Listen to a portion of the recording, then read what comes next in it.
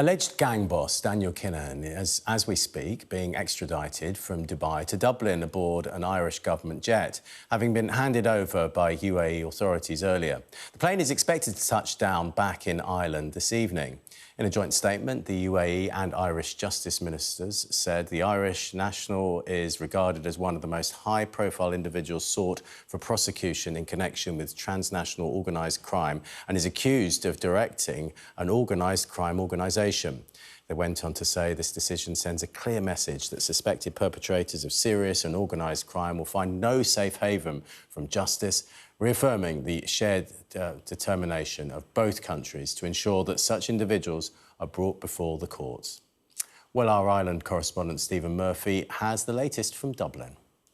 Well, quite simply an unprecedented security operation which has been weeks, if not months, in the planning, as Daniel Kinahan, as you say, is just hours away, really, from being back here in Ireland for the first time after a decade of exile in Dubai. The 49-year-old former boxing promoter is indeed probably the most high-profile extradition that Ireland has ever seen. He is alleged by the Irish police and Irish courts here to be at the pinnacle of an organised crime grouping described by US authorities as one of the most dangerous cartels in the world, rivaling anything that we see across the world, including in places like Mexico and Colombia. He has been living in Dubai for the last decade. It was in 2016 that Daniel Kinahan really became a household name here in Ireland after an audacious attempt on his life. There was a boxing weigh-in in the Regency Hotel here in Dublin in 2016. It was stormed in the middle of the day by a hit team of would-be assassins, several of whom were disguised as a police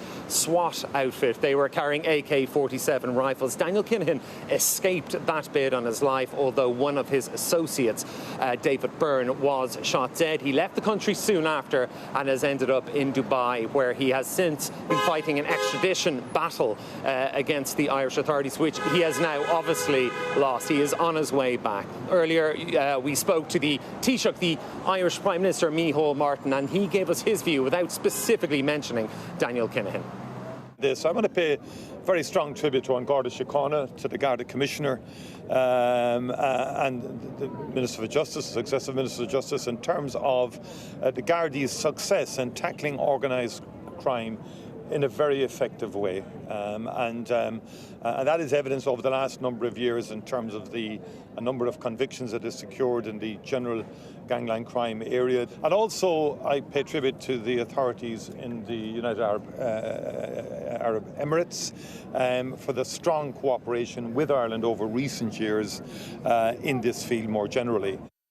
We expect the Irish government jet carrying Daniel Kinahan to touch down at Casement Aerodrome. It's a military airbase just outside Dublin City here in the early evening. He will be arrested on the tarmac. He will be brought to the Special Criminal Court. That's a non-jury court reserved for gangland and dissident terrorism cases. We expect that to be a short hearing. He will then be remanded into custody, and we expect him to be taken to Ireland's only maximum security prison, Portlaoise Prison in the Midlands here.